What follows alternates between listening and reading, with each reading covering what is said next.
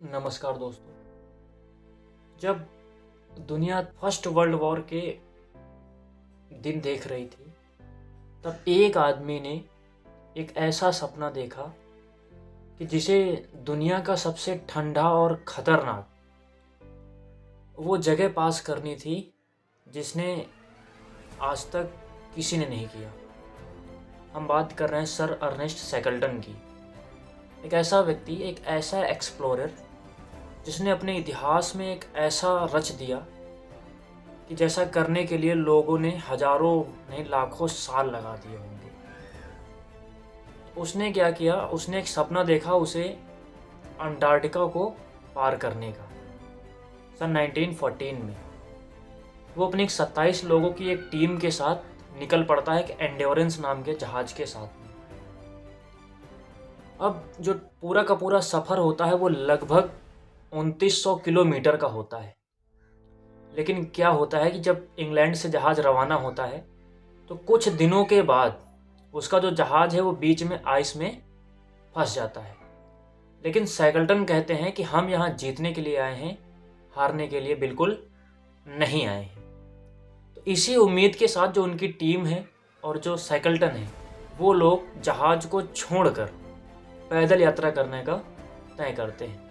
अब जब पैदल यात्रा तय करते हैं, उसी बीच में उन्हें एक और कठिनाई का सामना करना पड़ता है। कठिनाई का सामना ये करना पड़ता है कि जब उनका जहाज़ पानी में डूब गया था तो उनके पास एक बोट थी, नाव, जिसके जरिए उन्हें 1300 किलोमीटर का जो सफ़र था वो तय करना था। अब वो जो सफ़र तय करना था वो कोई ऐसी जगह नहीं थी, वो उस जगह सफ़र करना था जो दुनिया का सबसे डेंजरस महासागर है।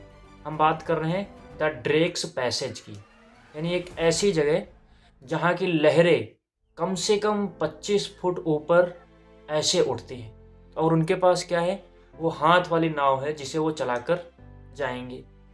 तो अब शैकल्टन क्या करते हैं, अपने 5 लोगों जिनको एक्सपीरियंस अधिक होता है, उन 5 लोगों को अपने साथ ले जाते हैं और बाकी लोगों को वहीं आइस पर कैंप लगाने को कहते हैं और वो लोग वहीं पर अपना कैंप लगाकर रहते हैं। कब तक? जब तक शैकल्टन वहाँ से वापस नहीं आ जाते, उनके लिए कोई मदद नहीं ले आते। अब शैकल्टन उस समुद्र को, उस गहरे समुद्र को उन तूफानों से लड़ते हुए, उस लहरों को झेलते हुए बहुत लंबे समय के बाद साउथ अमेरिका के पोल पर पहुँचते हैं।